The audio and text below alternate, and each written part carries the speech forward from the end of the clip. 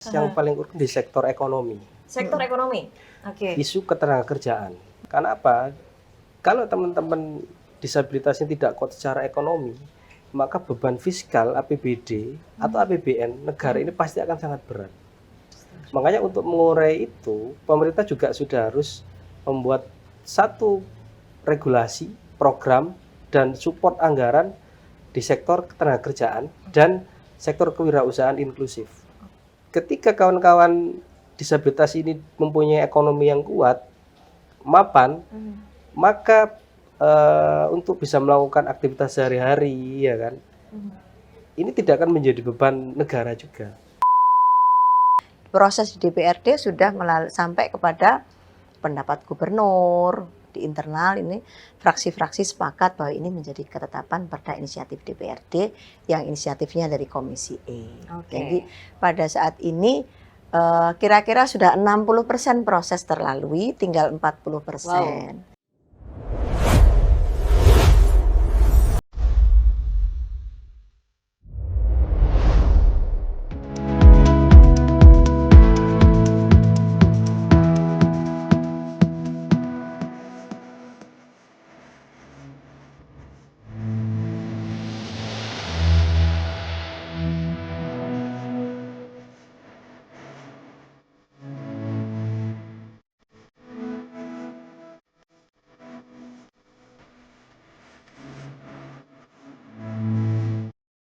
Assalamualaikum warahmatullahi wabarakatuh. Salam sejahtera, Om Swastiastu, Namo Buddhaya, dan salam kebajikan. Tribuners, bersama saya Hefty Suud dalam podcast Ngobrol Bareng Dewan. Dan hari ini seperti yang Tribuners lihat, saya sedang tidak berada di studio, tapi saya berada di Galeri Disabilitas Kinasih dan UPT Dinsos Jawa Timur, atau populer disebut sebagai Gadisku Surabaya. Nah, karena ini podcast Ngobrol Bareng Dewan, tentu saya tidak sendiri, sudah ada bersama dengan saya Ketua Komisi E DPRD Provinsi Jawa Timur, Ibu Dr. Sri Untari Bisowarno. Ini beliaunya sudah ada di sebelah saya. Assalamualaikum warahmatullahi wabarakatuh. Waalaikumsalam warahmatullahi wabarakatuh. Salam sejahtera untuk semuanya, Rahayu. Salam sejahtera. Dan tidak hanya bersama dengan Ibu Untari hari ini ya Bu ya. Aku berteman dengan dia. Iya, Ngobrol Bareng Dewan hari ini juga ada Mas Abdul Majid. Siap. Beliau adalah Ketua Koalisi Difabel Jawa Timur. Siap, selamat. Mantap. Selamat datang di podcast Ngobrol Bareng Dewan, Tribuners, bersama kami bertiga ya hari ini. Kenapa ini ada dua narasumbernya? Karena hari ini Tribuners kita akan membahas tema tentang menyusun regulasi yang menjawab kebutuhan penyandang disabilitas. Di DPRD Jawa Timur itu tengah menginisiasi rancangan peraturan daerah tentang perlindungan dan pelayanan bagi penyandang disabilitas. Kehadiran Raperda ini dinilai penting sebagai langkah memperkuat jaminan hak-hak penyandang disabilitas di Jawa Timur. Karena kalau tadi saya sempat ngobrol behind the scene sama Mas Majid ya saya manggilnya ya. Siap. Sama Mas Majid, kalau dari data WHO ya Mas ya, 15% penduduk di Jawa Timur ini adalah disabilitas gitu. Sehingga penting teman-teman disabilitas ini juga menjadi perhatian dari pemerintah, khususnya DPRD Jawa Timur. Gitu ya Ibu ya? Iya. Nah, ini mumpung ada Bu Untari di sini, saya mau bertanya Ibu, perjalanan Raperda ini sekarang sudah sampai mana? Dan kenapa teman-teman disabilitas ini menjadi fokus? Gitu. Jadi perjalanan Ranperda ini sudah sampai kepada harmonisasi di Kemenkumham kemarin. Saya, kemudian Wakil Ketua Komisi, Bapemperda, Mas Majid kami ajak, dan OPD-OPD terkait bersama dengan Kemenkum untuk melakukan harmonisasi klausul-klausul pasal. Itu memang menjadi salah satu tahapan yang harus kami lalui. Karena ini Ranperda inisiatif, maka perjalanannya panjang, Mbak. Ya. Jadi panjang banget ini, mulai bikin naskah akademik, kemudian menyusun klausul, kemudian kami RDPO dengan masyarakat koalisi difabel, lalu kemudian RDP dengan para mitra kami di Pemprov, kemudian kami FGD, setelah itu Dari masukan-masukan ini kami susun kembali dan kemudian kami drafting lagi untuk kemudian dibawa ke Kemenkum. Dan kemudian proses di DPRD sudah sampai kepada pendapat gubernur, kemudian masih internal, maaf, di internal ini fraksi-fraksi sepakat bahwa ini menjadi ketetapan perda inisiatif DPRD yang inisiatifnya dari Komisi E.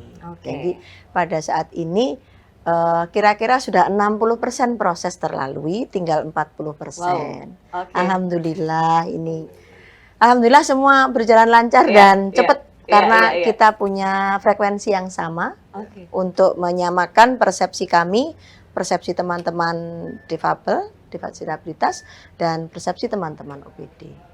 Semuanya dukungannya kuat sekali. Baik.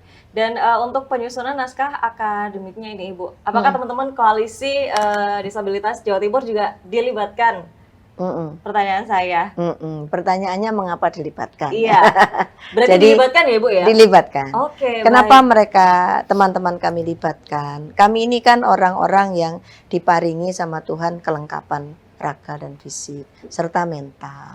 Nah, ketika kami mau menyusun, kalau kami tidak melibatkan teman-teman sebagai penerima takdir Tuhan ini dan situasi dan kondisi, maka kami pasti tidak akan selengkap kalau beliau-beliau kami libatkan. Maka Mas Majid selaku Ketua Koalisi Difabel Jawa Timur, kami ajak untuk ikut menyusun naskah akademik. Yang naskah akademiknya itu rinci banget, rinci, jelas, terstruktur, kemudian ngelapang dan teorinya matang. Karena bersama Bapak Ibu para profesor di UNER dan kami TA-nya di PRD sampai kepada drafting pasal-pasal 79 pasal 14 bab itu hasil dari rekan-rekan diskusi, tidak hanya berdua, berkelompok naskah akademik ini. Baik. Dan berarti kemudian DPRD sama teman-teman koalisi. Ya, dari DPRD ada, kami tugaskan wakil ketua komisi untuk mendampingi proses. Kemudian nanti di proses-proses resmi DPRD saya yang memimpin langsung. Jadi yang berbeda Mbak ya, sekarang kenapa kita mesti mengganti Perda 3 tahun 2013 itu dengan peraturan daerah yang baru ini, karena yang dulu pendekatannya charity, kemudian social base, dan kemudian medical base. Artinya belas kasihan pendekatannya Perda yang dulu itu. Nah, karena memang cara pandang undang-undang di waktu yang dulu masih belas kasihan melihat saudara-saudara kita yang disabil ini. Pendekatan baru menggunakan human rights, pendekatan kemanusiaan, hak asasi manusia. Oleh karena itu maka mereka dipandang sebagai warga negara yang harus memiliki hak yang sama dengan yang lain, kemudian kewajiban yang sama dengan yang lain, fasilitas yang sama dengan yang lain, dan perlindungan dan pemberdayaan yang sama, serta penghormatan yang sama dengan yang lain. Karena di dalam diri mereka yang alhamdulillah yang kalau misalkan yang kekurangan fisik, itu hanya fisiknya saja kok. Tapi mental, spiritual, batin, dan sukmanya hidup. Kecuali yang mereka memang dalam keadaan berat atau ODGJ dan sebagainya, itu memang perlu treatment yang kuat sehingga mereka bisa sembuh. Apakah bisa sembuh? Ada yang sembuh. Nanti makan di depan ya.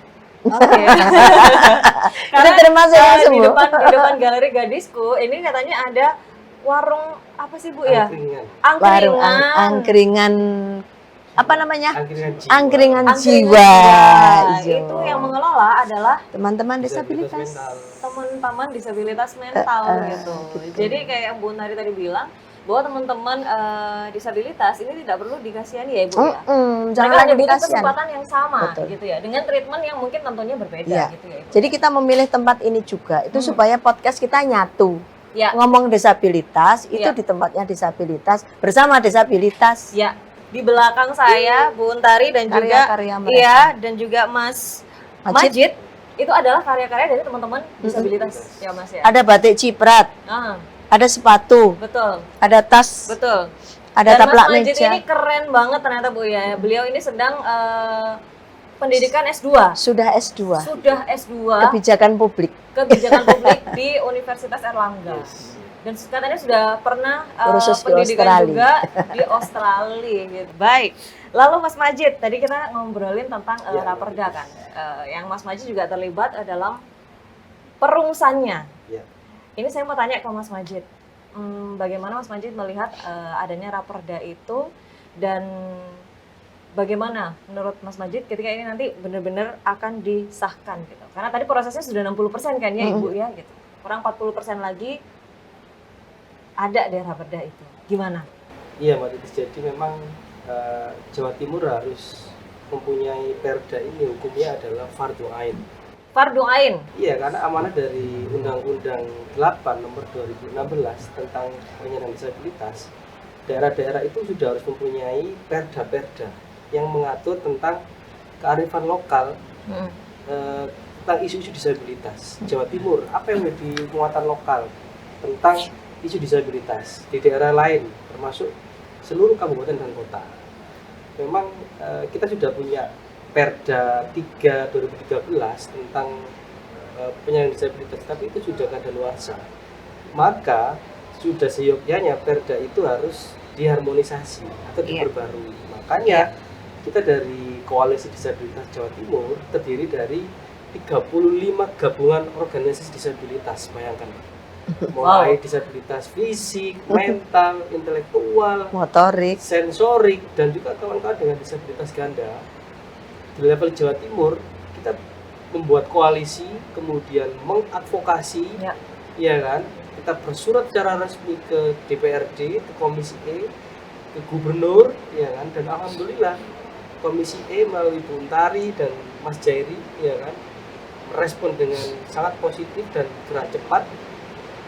Akhirnya saya bisa katakan teman-teman disabilitas ini berjodoh, ya kan, dengan Komisi E, Bu Untari dan Mas Jairi. Dan buktinya apa? Raperda ini running, Mbak. Dan prosesnya menurut kami ini adalah perumusan kebijakan yang sangat inklusif, meaningful participation. Ada partisipasi penuh dan bermakna bagi kawan-kawan disabilitas dalam perumusan kebijakan. Dalam konteks ini adalah pembuatan Raperda. Dan di teman-teman disabilitas juga ada istilah nothing about us without us. Jangan berbicara tentang kami disabilitas tanpa melibatkan kami. Makanya Bu Untari dan Komisi E menangkap itu, dan kami dilibatkan pada seluruh proses perumusan Raperda di disabilitas yang ada di Komisi E. Oke. Baik, ya mungkin karena berjodoh itu tadi ya, Bu Mas ya. Jadi langkahnya tuh bisa sat-set gitu. Betul.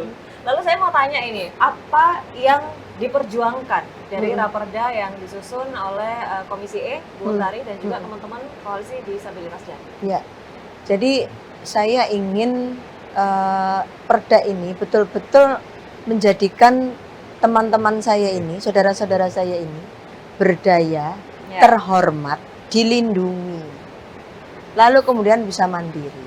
Maka klausul-klausul dalam Undang-Undang 8 tahun 2016 itu kami adopsi penuh. Tapi lokalistik Jawa Timur kita bikin. Nanti ada lokalistik Jawa Timur di sesi KDD mungkin ya. Itu lokalistik Jawa Timur. Nah, kenapa itu harus dilakukan? Karena sesungguhnya dengan model yang sebelumnya di undang-undang sebelumnya dengan Perda 3 tahun 2013, teman-teman ini kan hanya dipandang seperti beban. Bebannya negara, bebannya masyarakat. Keluarga-keluarga yang punya anak disabilitas belum dipandang sebagai keluarga yang harus dibantu, tetapi sebagai keluarga yang gak beban iki anak yang ini. Ini mindset masyarakat masih tersusun seperti itu. Nah, maka kalau ini masih dibiarkan terjadi, maka kita belum bisa memandang mereka sebagai manusia, tapi memandang mereka kayak barang, gitu kan? Jadi beban. Nah, itu saya betul-betul melihat membaca undang-undang ini, pesan moralnya sungguh kuat. Harus ada penghormatan, perlindungan, dan pemberdayaan supaya saudara-saudara kita ini mendapatkan tempat yang baik agar mereka bisa berekspresi, dan ekspresi itu menjadi bagian daripada kemandirian mereka, terutama kemandirian ekonomi. Katakanlah dia tidak mandiri dalam bergerak, tapi dia mandiri secara ekonomi, bikin buku. Karena Mbak siapa itu yang Lamongan apa sih? Mbak Vira. Kuliah S3 di UNER. Wow. Coba, saya punya di koperasi saya ini, putranya PJ kelompok saya, penulis buku, novel-novel bagus.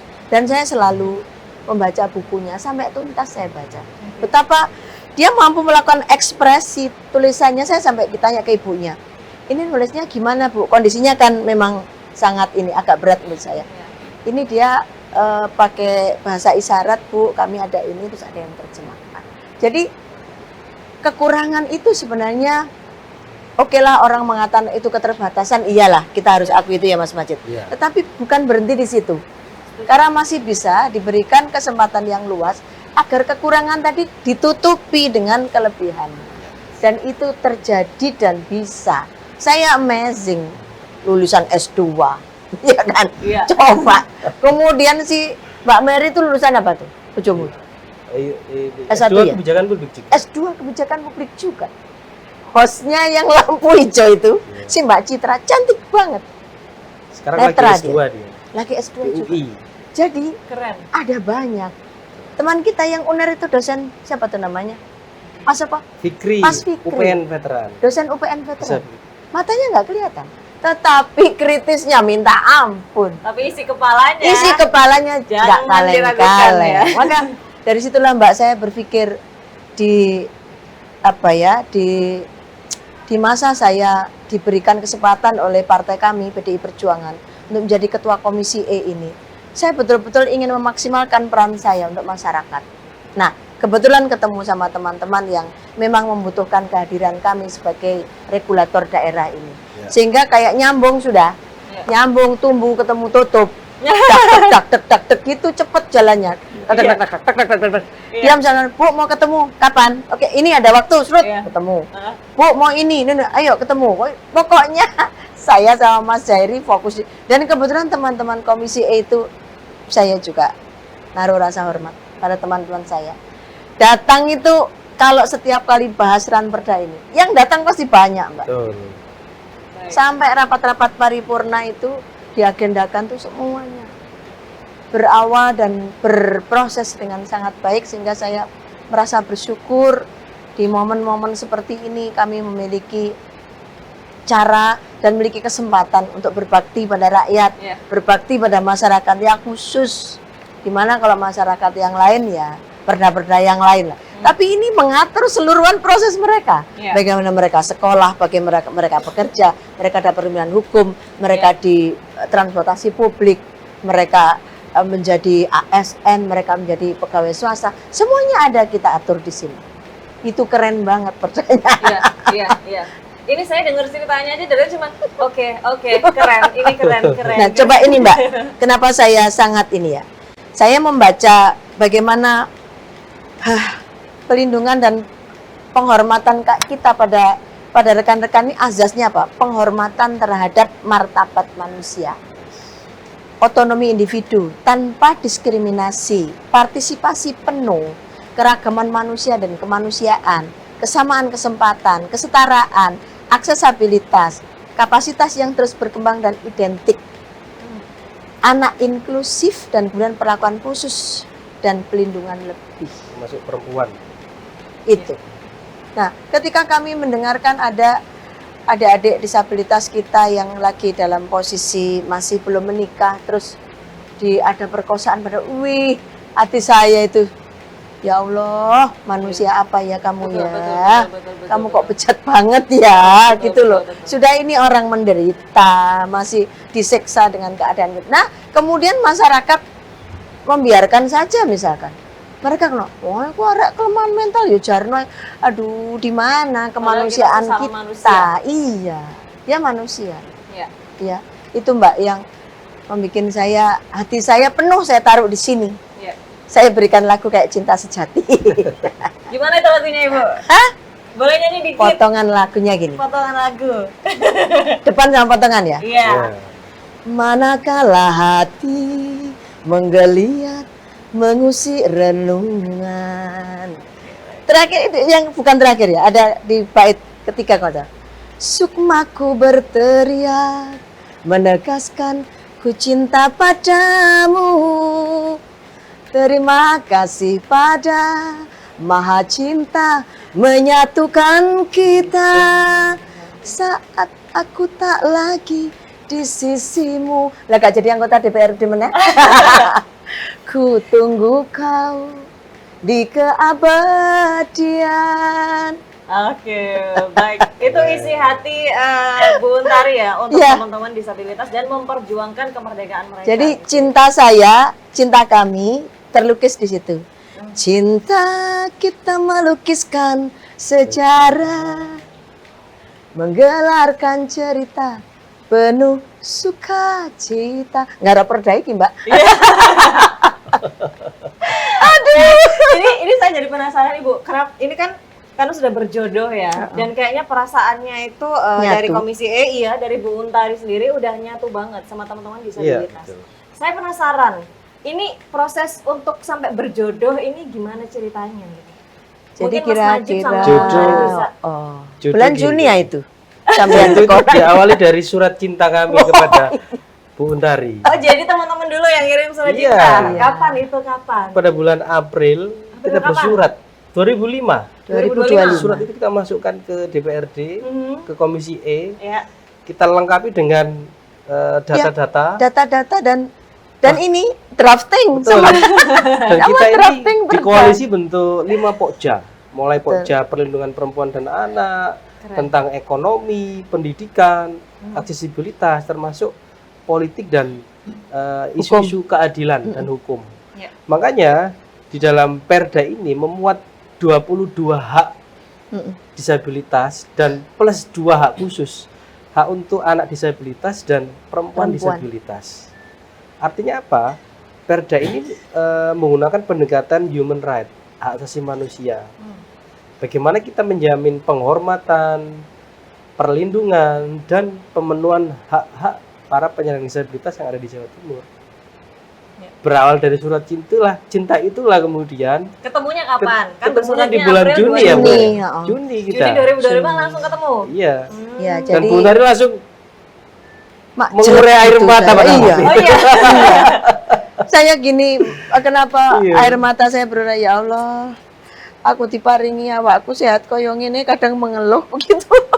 Lah Iya. teman-temanku ini mereka luar biasa. Udah nggak ada ngeluh. Ini kudu mari gitu. Itu Dan turnovernya. sampai sekarang berair mata loh, Bu. Turning point-nya gitu. Ceritakan momen-momen perkenalan itu ya. Jadi waktu awal pertemuannya Juni Juni. 2025. Yes.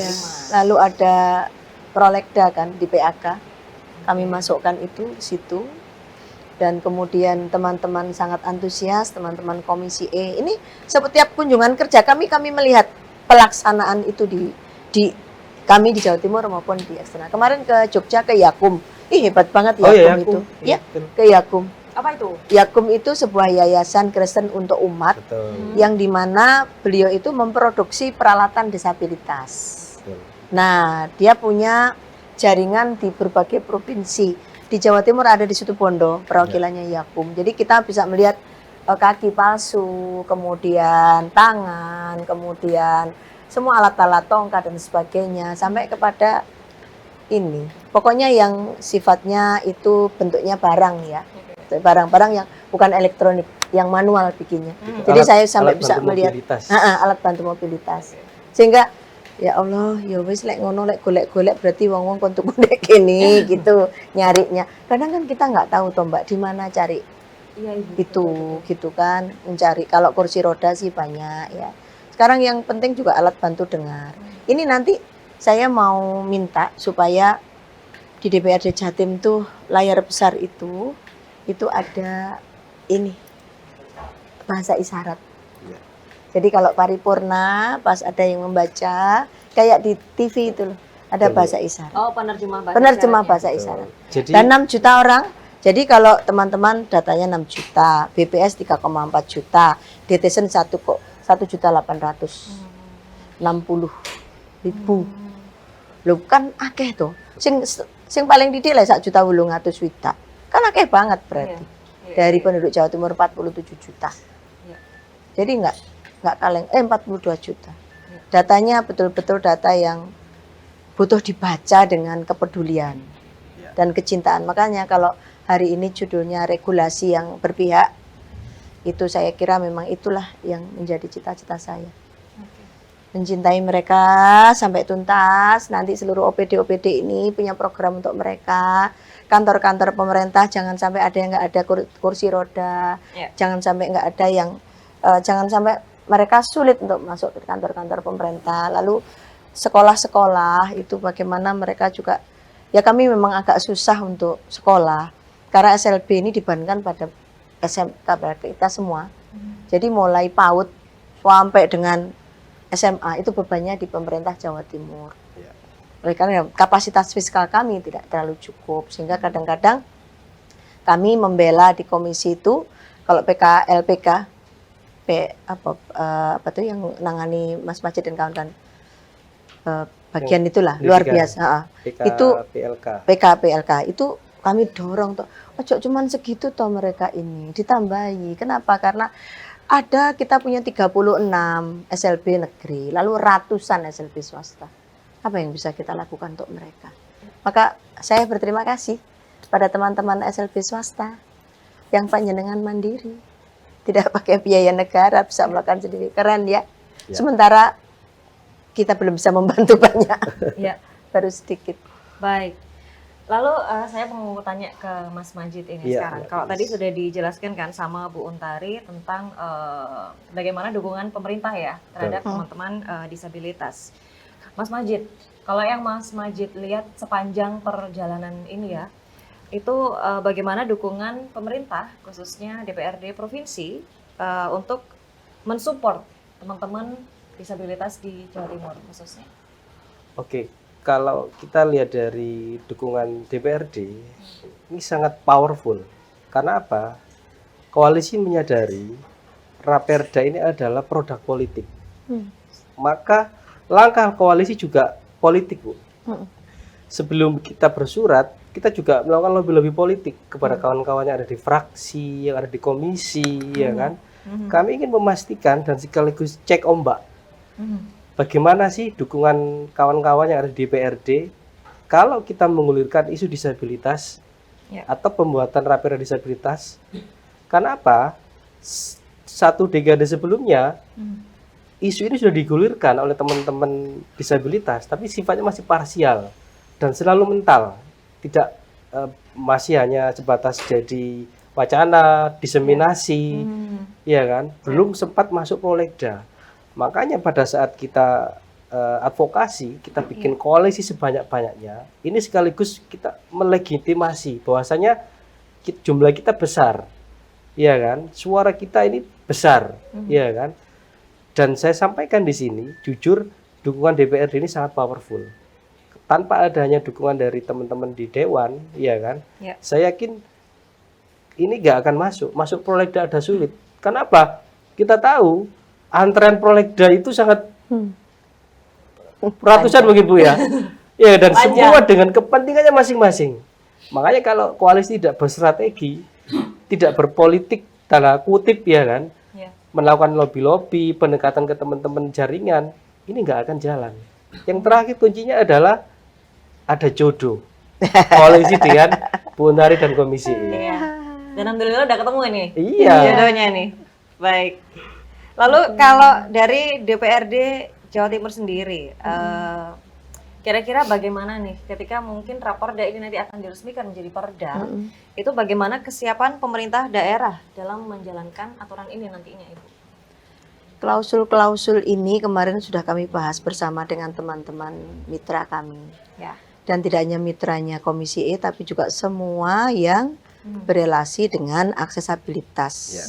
Dan fasilitasi untuk mereka, sehingga bisa bicara pendidikan, kesehatan, infrastruktur, kemudian ketenaga kerjaan, kesehatan ini kemarin saya sampai Prof. Erwin, cobalah susunlah klausul kita ini, disabilitas yang berat jangan pernah dikenai biaya. Dari mana ya Ibu? Biarkes maskin sudah, nanti kita usulkan pada Ibu Gubernur, pergubnya itu ditambahi klausulnya. Karena keluarga yang memiliki anak disabilitas berat itu udah soro Mbak, wis berat pisan. Sejak lahir sudah tidak sama dengan anak biasa, perlakuannya sudah istimewa, tenaganya istimewa, sehingga kalau kemudian sakit misalkan, masih harus mengeluarkan biaya. Entek sejak awal membiayai anak disabilitas yang berat ini udah habis. Sehingga sebagai seorang warga negara yang negara dalam konstitusinya melindungi hak warga negara untuk secara layak dalam penghidupan dan kemanusiaan, Ya. itu harus diambil itu. Betul. Pasal konstitusi itu. Nah, kan tidak banyak orang seperti ini, begitu. Maka Ibu ini kan kami nanti bisanya di rumah sakit provinsi. Gak apa-apa, tetapi nanti ayo kita rumah sakit provinsi itu ngerilet ke rumah sakit kabupaten kota. Ya. Karena saudara-saudara ini tempatnya ada di kabupaten kota semua. Ya. Karena Jawa Timur terbagi 38 kabupaten kota. Nah, bagaimana caranya kita bisa memberikan entah itu bentuknya subsidi atau bantuan keuangan atau apapun untuk kepentingan teman-teman kita yang dalam posisi seperti ini. Saudara-saudara kita dalam posisi seperti ini. Karena kalau tidak diberikan dukungan penuh oleh negara, swasta loh sudah punya 300 lebih SLB. Itu artinya mereka sudah terpanggil duluan. Yes. Begitu kan? Terpanggil duluan. Negara apa kemudian yang harus dilakukan? Lakukanlah yang terbaik untuk mereka yang kita bisa. Ya, Begitu. Dan kita bisa itu karena komitmen. Ya. Itu, karena komitmen. Ayo kita komit ke situ, maka afirmasilah ini. Maka advokasilah ini. Ya. Gitu, Mbak. Ya. Itu saya ingin betul ada di dalam pasal-pasal itu mengatur bagaimana kesehatan untuk teman-teman itu. Ya. Sekarang coba bayangkan di sini di teman-teman di koalisi difabel ini ada loh yang putranya 3 itu Disabilitas semuanya disabilitas. Tapi saking telatennya bapak ibunya orang biasa. Maksudnya raganya utuh. Ada dia Down syndrome ya. Ada Down syndrome 2. disleksia, Lalu ada disleksia. Coba. autism. 3 putranya begitu semua. Maka ini kan ngurusi bayi sehat itu lalu hati-hati penuh dengan ketelatenan kita lah. Kalau bayi-bayi begini kan malah membutuhkan peranan khusus. Yes. Iya kan? Maka mungkin nurse-nya ya, perawat-perawat itu nanti ada pendidikan untuk disabilitas di sekolah-sekolah perawat. Masuk dalam kurikulum. Nanti tak sarankan teman-teman koalisi difabel bisa ketemu dengan komunitas sekolah tinggi perawat atau kampus yang punya perawat sehingga ada perawat untuk difabel. Oke. Baik. Itu. Tadi ada berapa poin Ibu dalam rapordanya? Ada 14 bab 79 pasal. 79 Iya. pasal. Ini kalau saya boleh tanya apa yang paling penting dibahas dalam raporda tersebut karena ini baru kan? Ya. Itu apa yang paling penting yang benar-benar ingin diperjuangkan dalam raporda tersebut? Kalau saya boleh tanya satu aja apa? Ke Mas Majid Atau apa ada ke saya? beberapa? Boleh saling melengkapi karena beliau berdua ini berjodoh gitu ya Tribuners. Jadi jawabannya saling melengkapi kalau saya dengar. Kalau Kak, dari Mas Majid sisi dulu. kawan-kawan disabilitas, yang paling urgent di sektor ekonomi, Sektor ekonomi. Oke. isu ketenagakerjaan. Hmm. Karena apa? Kalau teman-teman disabilitasnya tidak kuat secara ekonomi, maka beban fiskal APBD atau APBN negara ini pasti akan sangat berat. Makanya untuk mengurai itu, pemerintah juga sudah harus membuat satu regulasi, program, dan support anggaran di sektor ketenagakerjaan dan sektor kewirausahaan inklusif. Misal gini, teman-teman disabilitas yang masuk pada desil 1 sampai 3, ya kan? Itu kan mereka masih mendapatkan bantuan, bansos atau PK dan lain sebagainya. Tetapi disabilitas tidak semuanya ada di desil 1 sampai 3. Ada desil 5, 6, 7 hingga ada disabilitas yang memang kategori miskin, desilnya 7, Bu. Gak tahu saya bagaimana cara pemerintah itu melakukan pendataan. Makanya ground checking itu selalu diupdate. Jadi isu ketenagakerjaan itu harus benar-benar menjadi kuat, ya kan? Karena apa?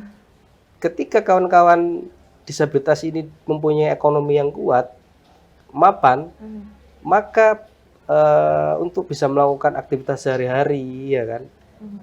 Ini tidak akan menjadi beban negara juga. Misalkan, bagaimana caranya? Mungkin dinas tenaga kerja kolaborasi dengan private sector atau perusahaan-perusahaan, ya kan? Ini sudah harus bisa mengakomodir kawan-kawan disabilitas. Di Undang-Undang 8 tahun 2016 ada kewajiban di sektor ketenagakerjaan. Pemerintah, BUMN, BUMD itu wajib mempekerjakan 2%. maksimal minimal 2%. Misalkan kalau ada 10.000 pegawai ASN di Pemprov Jatim, maka 100 adalah wajib disabilitas. Itu minimal.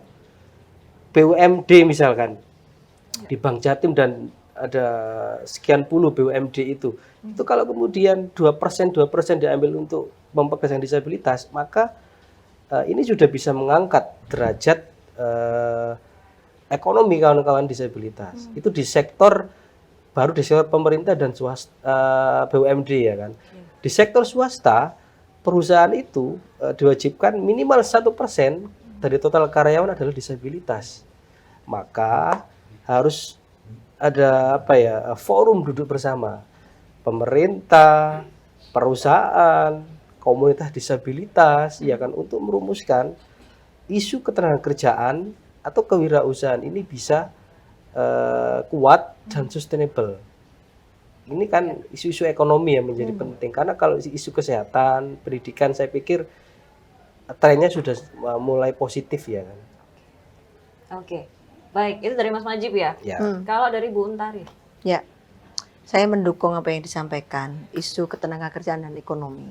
Jadi ketenagakerjaan dan ekonomi itu ada bedanya. Kalau ekonomi itu nanti bagaimana mereka difasilitasi supaya bisa memperoleh kesempatan untuk membangun ekonominya sendiri, entah itu melalui berjualan, melalui pasar, diciptakan pasar untuk mereka produksi, lalu pasarnya ada yang mengambil, itu penting sekali karena mereka memproduksi sesuatu, tidak ada pasar kan juga useless. Maka saya kemarin usul bagaimana kalau Pemprov itu bikin batik, punya batik khas Jawa Timur bikinan disabilitas. Satu hari aja Bu? Satu hari aja dipakai 1 bulan sekali.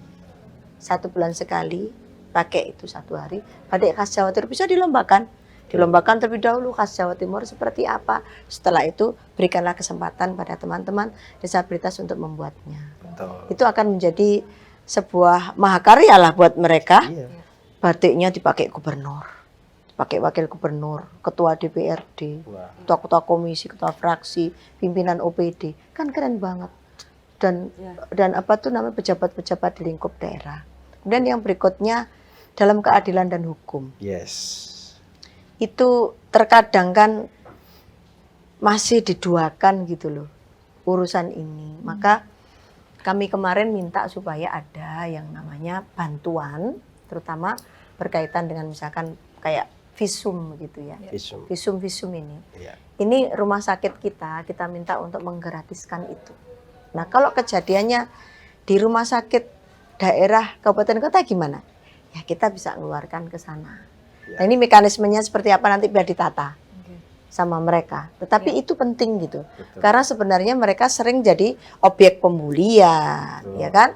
Objek pemerkosaan, objek-objek yang sebenarnya itu cermin dari masyarakat kita yang belum peduli kepada keberadaan disabilitas ini. Maka yang kemudian harus dilakukan lagi selain yang tadi, buka mindsetnya masyarakat. Setuju. Bahwa mereka bukan lagi beban, mereka bukan beban, mereka adalah entitas yang bisa berdaya dan mandiri. Oleh karena itu kasih kesempatan, kasih afirmasi, kasih advokasi. Tetapi mindsetnya harus dibuka seluruh masyarakat. Karena begini-begini nih kalau tidak didorong terus, itu berhenti pada satu titik. Ayo arah-arah itu nggak beban tok begitu. Nah ini nggak boleh ini. Kalimat ini nggak boleh ada lagi. Ini harus habis. Yang ada adalah, ayo bermitra sama teman-teman. Mereka punya kesempatan untuk bisa mandiri. Mereka punya kesempatan untuk berdaya. Mereka punya kesempatan untuk menjadi orang-orang sukses lewat dunia pendidikan dan sebagainya. Terbukti kan? Ada di mana-mana.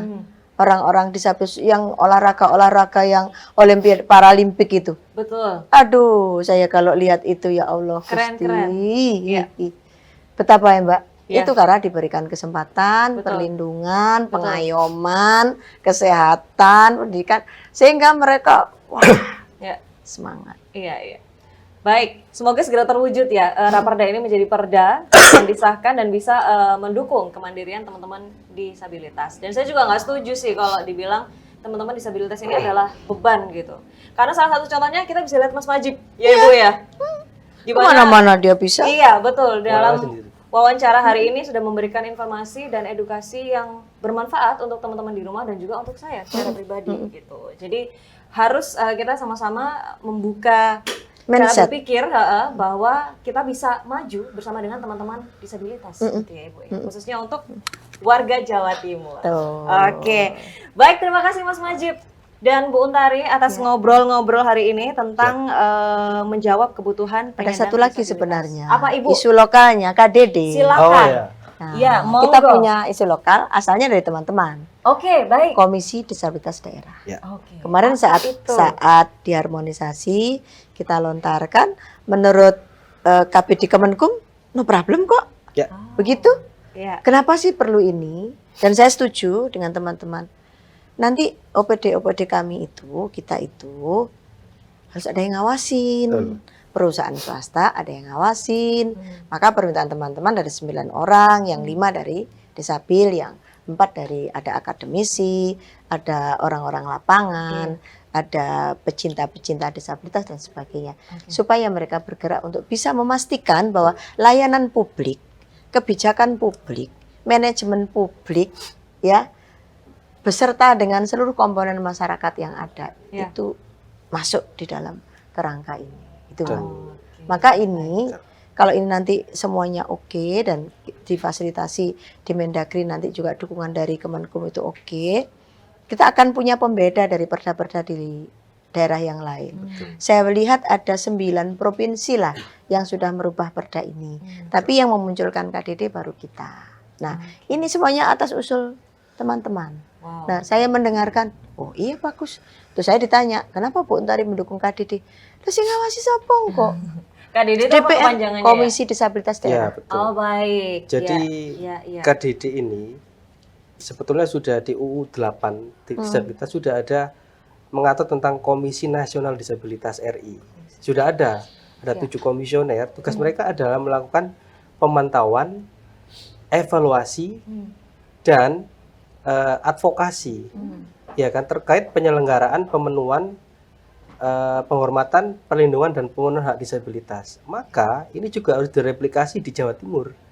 Komisi Disabilitas Daerah. Tugasnya apa? Mereka sebagai watchdog, mengawasi jalannya implementasi regulasi terkait disabilitas. Bagaimana di OPD ini mengimplementasikan perda, ya kan? Terus bagaimana perusahaan-perusahaan itu diawasi agar bisa memperkenalkan disabilitas dengan akomodasi yang layak. Bagaimana isu-isu keadilan misalkan, isu-isu pelecehan seksual, kekerasan, pemasungan paksa, ya kan, untuk kawan-kawan disabilitas mental.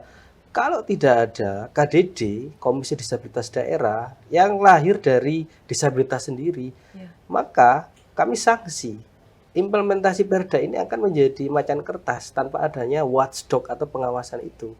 Ini bukan kita mengesampingkan tugas anggota dewan ya Bu, sebagai pengawas pemerintah, tetapi perlu kekhususan.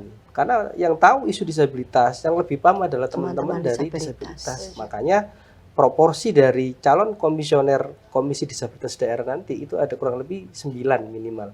Itu mayoritas 50% lebih adalah dari kawan-kawan disabilitas. Jadi mereka akan turun, ya kan, dari ke daerah-daerah, ya kan, apa yang belum, ya kan, yang belum maksimal, apa yang belum terlaksana. Dan mereka bertanggung jawab kepada gubernur, karena KDD nanti adalah lembaga non struktural di bawah gubernur. Jadi perlu dukungan nyata juga Bu Untari dari gubernur, ya kan, pemerintah, agar apa, KDD tanpa didukung APBD, ya kan, Nggak mungkin. kita nggak akan pede. Iya. Tanpa PD nggak akan PD ya. Iya betul Bu. Walaupun nanti bisa dari berbagai pihak untuk bisa membantu. Ya. Baik. Jadi Kak Dede ini semangatnya kayak yang tadi di awal dibilang sama Mas Majid ya. Iya. Don't talk about us Without us. without us. Without us. Betul. Oke. Baik. Terima kasih Mas Majid, Bu Untari atas informasi dan edukasinya dan juga ngobrol-ngobrol bermakna hari ini ya. Ya, Mbak Titis. Dan besar harapan saya supaya RPD ini tadi bisa segera menjadi Raperda. bisa menjadi perda. Target gitu. saya Agustus selesai, Mbak. Amin. Agustus 2026. Oke, Karena baik. selesai dari Kemenkum kemarin, nanti kita rapikan kembali ya. Ya. Kita rapikan kembali, Hmm. lalu kita cari tambahan-tambahan klausul lagi, Ya. kita rapatkan lagi di komisi Oke. bersama teman-teman sampai fix. Kemudian kita kemarin sudah jawaban dari pendapat fraksi, Hmm. kemudian pandangan umum fraksi kami sudah menjawab. Ya. Nah, setelah itu nanti eksekutif memberikan tanggapan juga. Baik. Saya itu selesai sudah. Oke. Baik, Agustus 2026 Panjang kok. ya. Tapi Baik. berakhir dengan insya Allah dengan sangat Amin. baik Amin. karena dukungan dari semua pihak. Amin. Oke.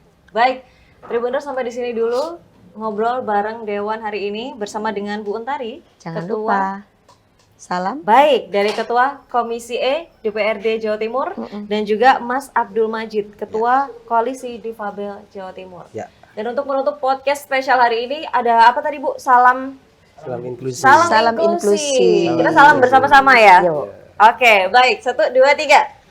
Aku, kamu, kita setara. Baik, Tribuners terima kasih sudah menonton Terima Ngobrol kasih. Bareng Dewan hari ini dan sampai ketemu di Ngobrol Bareng Dewan selanjutnya. Terima kasih sudah menonton. Wassalamualaikum warahmatullahi wabarakatuh.